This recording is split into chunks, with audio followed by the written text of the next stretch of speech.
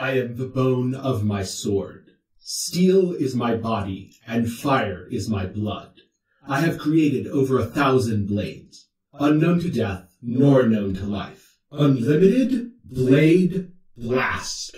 Originally, I picked this build as my League starter for 313, Ritual League, and Echoes of the Atlas, because I wanted something that I could play starting from nothing, that would feel good at every stage, and would have meaningful upgrades for really as long as I wanted to min-max the build. And this build has not only met, but exceeded my expectations in every regard.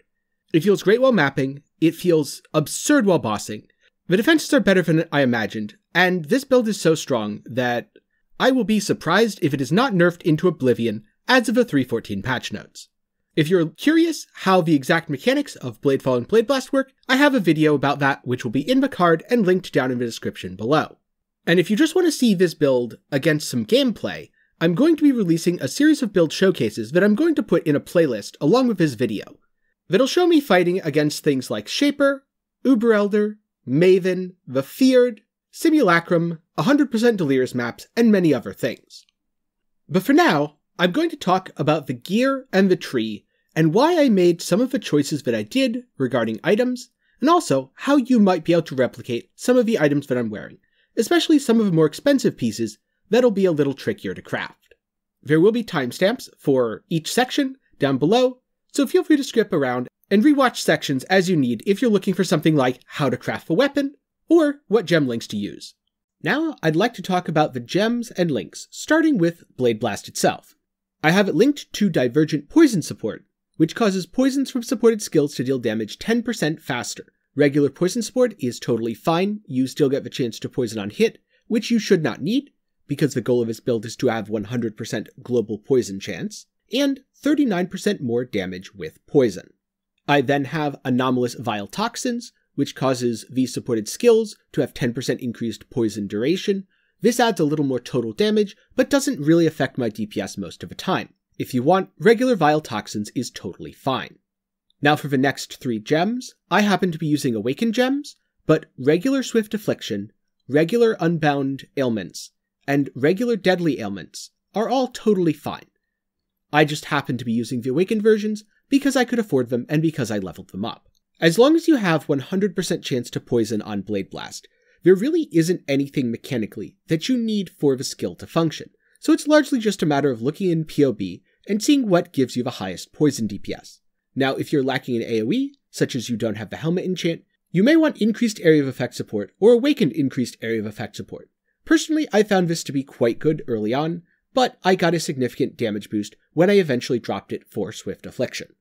So keep in mind it may tax your DPS as compared to having the same number of overlaps without it, but it's certainly a DPS gain on single target if you wouldn't have the overlaps to begin with because you don't have any AoE increases. Now moving on to the Bladefall. In contrast to the Blade Blast, the supports of a Bladefall are all about utility. Starting with the gloves that I have it socketed in, which give it 16% more attack and cast speed. This makes the cast time much more manageable and causes the build to play way more smoothly. Next, I have Anomalous Concentrated Effect support. Again, you can use regular Conc effect, but Anomalous causes supported skills to have an additional 10% less area of effect, which clusters the blades far more nicely for single target. From there, I'm using Spell Cascade. You want to keep the Spell Cascade at level 1 for the maximum AoE penalty. This causes each Bladefall cast to cascade, dropping up to 10 additional blades. And then finally, Unleash support, which will cause the skill to recur when unleashed, adding up to 3 additional casts, 1 per seal. You will cap out your blades as of 2 seals, so you don't need to wait till 3 to cast every time. These supports combine to allow me to generate 40 blades per Bladefall cast, cluster them as tightly as possible, and cast them as efficiently as possible, to then blow them up with my Blade Blast. For my auras, I'm using Malevolence, combined with Anomalous Herald of Agony. The Anomalous is to give the Crawler a chance to inflict Withered on hit, because it is not going to be doing damage itself, and I like the additional utility of having my Explodey and other things have 100% chance to poison on hit. A regular Herald of Agony is totally fine, or if you're not so worried about the global poison chance, a regular Herald of Purity could be a bit more damage. I'm also using a Clarity. The level does not matter too much here. It is whatever your mana regen is comfortable at. For me, that happens to be 14. For you, that could be slightly lower or slightly higher. And then finally, a level 1 Vitality to enable my Watcher's Eye. It should be noted I do also have a level 1 Precision in my gear because of a second Watcher's Eye that I sometimes use. Don't worry too much about that. You can use that extra gem socket for whatever you want, really. Then in my helmet, I have Flame Dash with Second Wind for my movement skill, Enduring Cry combined with Second Wind to get endurance charges and give me a burst of healing when I need it, without having to rely on my Life Flask, and Anomalous Steel Skin to give me a nice beefy shield on my left click. If you want to use regular Steel Skin, that's totally fine. I do suggest putting it on left click. Then finally in my shield, I have a Portal Gem because I like portals. I have an Anomalous Withering Step for the +2 Wither debuffs. Regular Withering Step is fine. And I have Increased Duration, which does very little aside of increase the Wither duration from the Withering Step. It's nice for quality of life, and I happen to have the sockets, but is far from mandatory. For the tree and gear section of the build guide, I'm going to be going over what I consider to be basic endgame gear, something that I feel is achievable for most if not all players who will be playing the build if they continue to play it into endgame and min-max it to, let's just say level 95 or so. And then my own personal gear, which I don't consider to be an achievable goal for most people, as by this point I've probably put somewhere between 150 and 250 Exalted Orbs into it. I did that because I enjoyed the build, I continued to get return for my investment in terms of power and defenses, and I had the money to spend. But don't feel obligated to put that level of investment into your character. It will still be good, even on a very minimal investment. Now, onto the details, starting with the tree. This is the basic endgame tree. Mostly what I'm doing is pathing around to get as many life nodes as possible, and then grabbing damage that happens to be near those. So I'm taking Blood Siphon and grabbing something like Assassination. I'm taking Blood Drinker, I'm taking Resourcefulness, and I'm grabbing Entropy, Fangs the Viper, and Will of Blades, and so on and so forth. The important keystones here are Acro and Phase Acro for the dodge and spell dodge, Wind Dancer for the extra Fortify effect, and then finally the Hardened Scars Notable, which is my anointment to give me actual Fortify during any Life Flask, and I'm combining that with a Foreboding Hallowed Hybrid Flask, which means I have 5 seconds of Fortify before Flask Duration effect. The main change, going from the basic endgame to my current gear, is I have swapped out some less impactful nodes on the tree for a full cluster setup. And if you want more details on exactly which mods are on which cluster jewel, I suggest checking out the POB. But for now, I do want to talk quickly about Spiked Concoction and Distilled Perfection, because this combination is rapidly becoming something that I feel is an auto-include in almost every build. Spiked Concoction gives you 20% increased flask effect for 4 seconds whenever you use a flask, along with causing you to gain increased flask charges. In general, flasks are very powerful both offensively and defensively, so anything you can do to increase their effect by a significant amount is quite good. This is especially true for a build like this that relies on Taste of Hate for its defenses. And then I have Distilled Perfection, mostly for the flask effect duration, both so I can have more defensive uptime on something like Taste of Hate and also more Fortify uptime on something like my Life Flask. And now, onto the gearing, where I'll talk about items from a basic endgame version and give a little bit of information on why you might want to use it. Then I'll talk about what I'm using and basically why I'm using it instead of a more basic item. A good starting place in terms of weapons is to either use an Obliteration or a Cold Iron Point. You can corrupt them for Power Charge on crit or Unholy Might on kill, and this is honestly enough to do all content in the game. I wanted something a little fancier, so I made a custom weapon. Now, +1 all spell or fizz spell will help to scale your Bladefall and Blade Blast. Chaos Dot Multi will scale all of your poison damage, and the 13% of fizzes extra will both scale your Bladefall Blade Blast and also the explosions from your Explodey chest, which does help significantly when clearing. The Spell Crit and Malevolence Aura effect are quite nice, but think of them as icing on top of the cake that's very, very expensive and gold-plated and should probably be avoided. For the shield, use Sephel's Frame. Corrupt it until you get Fizz from hits is taken as an element or taken as chaos. The main thing here is you want the 4% to all maximum resistances, as this adds up to a massive damage reduction against physical, elemental, and chaos. The reason it translates to a physical damage reduction is because you should have Fizz taken as Ellie from your Taste of Hate and from your Chestpiece, and possibly from your helmet. Which, speaking of helmets, a very good basic helmet is Mauve Conquest. This allows you to use the Poison Sextant to map much more quickly and do a lot more damage, without having to invest into your gear to increase your damage. I went with something a little fancier, using an Awakener's Orb to combine increased effect of Fortify with nearby enemies have -9 to Chaos Res. I then used Augment Lightning, add Remove Lightning, until I ended up with Fizz damage from hits taken as lightning to add to that nice juicy Fizz mitigation. With my helmet, I wanted to focus as much as possible on getting defenses, and then I wanted to add a little damage with the nearby enemies have -9. There are other options, but I do suggest using something with the Blade Blast enchant as it's great for quality of life and really helps you up your overlaps for single target. A good basic chest piece would be any explodey chest with any Fizz taken as mod. And this is one of the items where, even though I have something that's quite good, I could have much better. If I were to make an ideal chest for myself, what I would do is Awakener Orb together, elevated explodey, with elevated Fizz taken as Chaos. This grants more physical mitigation than the basic version, and also grants 1% max Chaos Res, which further increases physical and Chaos mitigation. I would then craft the suffixes, using Augment Caster and Augment Critical or Remove Non-Critical Add Critical, to get Spell Crit Tier 1 and Power Charge on Crit, kind of like I have on my chest. But then, in place of the Attack Crit, which is admittedly a dead mod for me, I would craft Prefixes Cannot Be Changed, and I would Maven Orb, which would give me elevated Power Charge on Crit for a little bit of extra damage, or elevated Spell Crit, which is also a good bit of extra damage.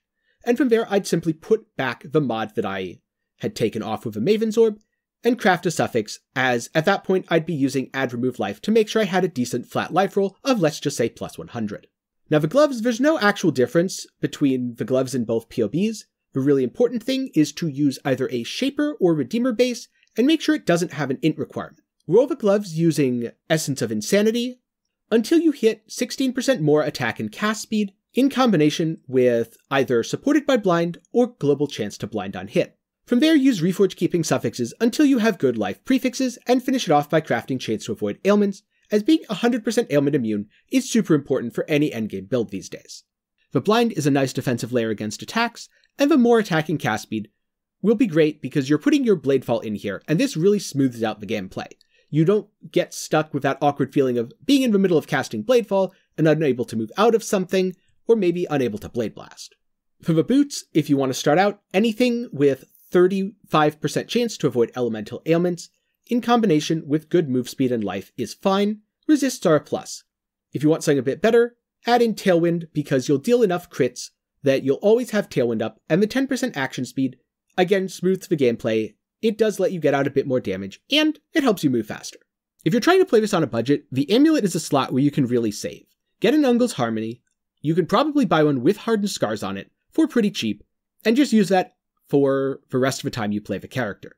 If you really want to min-max, you can make something like mine by using an Awakener's Orb to combine +1 to level of all Dex gems with +1 to level of all Fizz gems. You can then use Reforge Keeping prefixes until you either hit decent suffixes or hit removable suffixes, and finish them as you see fit. Personally, I wanted the Chaos dot multi as a suffix, which I could put on with Aug Chaos, and the Chaos Resist, which was also Aug Chaos. So I kept rolling until I got the Cold Res which I needed and 2 removable suffixes, and just went from there. I'm not going to go into the exact rings too much, but you basically want at least 1 life gained for each enemy hit by your spells ring, which would be Shaper or Crusader, and you want 1 curse enemies with Despair on hit ring, which is Hunter or Drops in the Delve.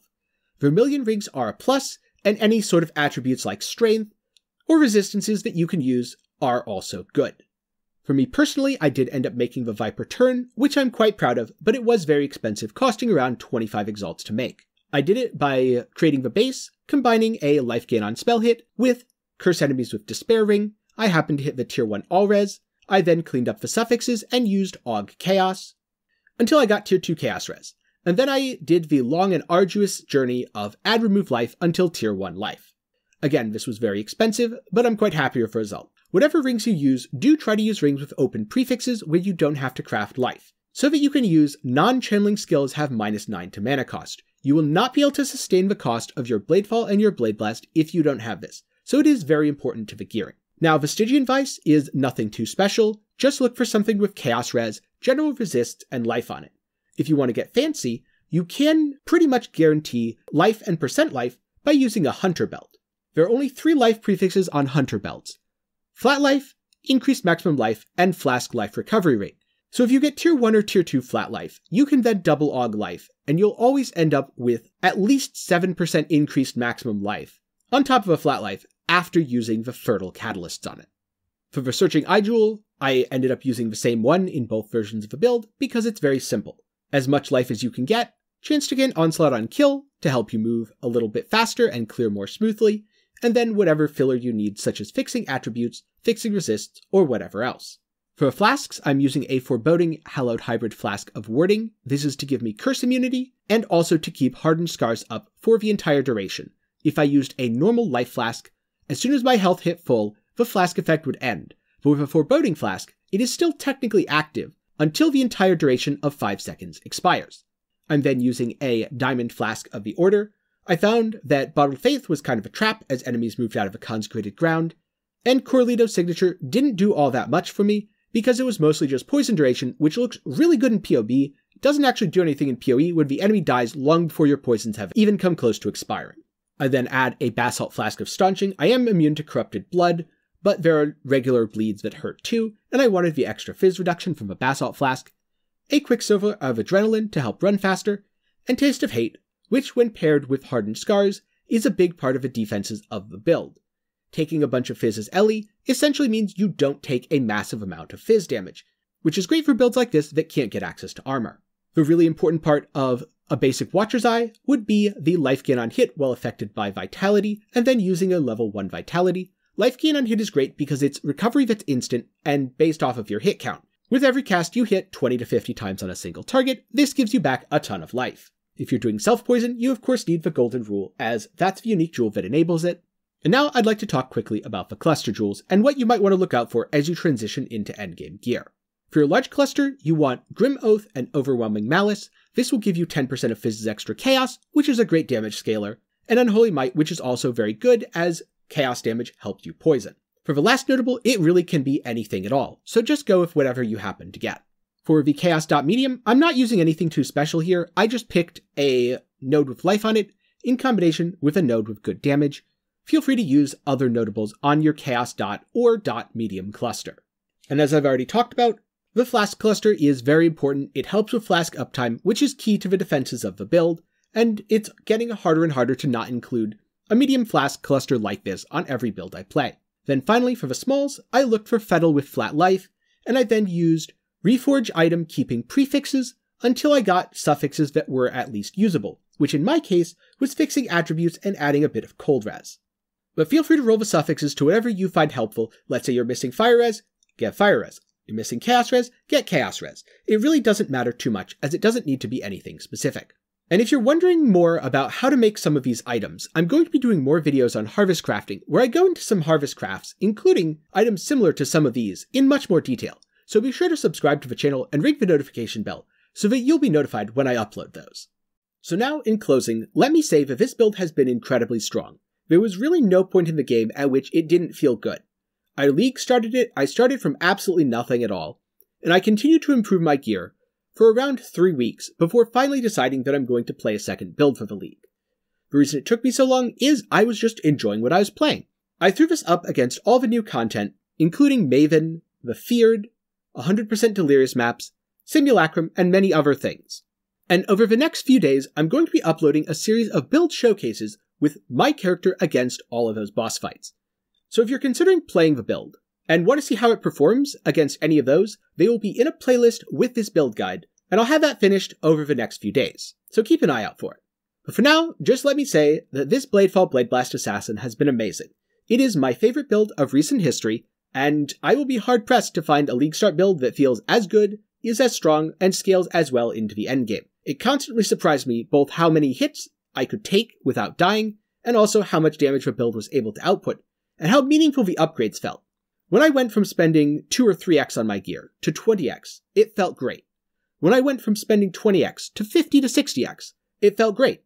When I went from spending 50 to 60x to well over 150 to as high as 250x, it felt great. And I know if I put another 200x into the build, I would continue to get meaningful upgrades every step of the way. So I hope you've enjoyed this build guide, and my question to you is, have you played Poison Bladefall Blade Blast Assassin?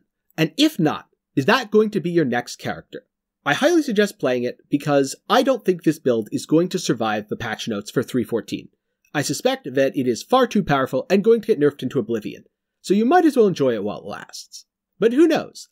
I'm not omniscient. It may be that this will be the best starter for 3.14. Thank you for watching. I hope you enjoyed the video. And special thanks to all of my channel members who help support me so that I can continue to make videos just like this one. Your support really means a lot, and without it, I probably wouldn't be able to make videos of this regularly. If you want to help support the channel, click the membership button or the link down in the comments below. And if you found this video helpful and want to ask me a question in a more interactive setting, I stream at least once a week here on YouTube, and I'd be happy to answer any questions you have relating to this video or any of my other videos. Thank you again, and I hope to see you on stream sometime. Have a great day.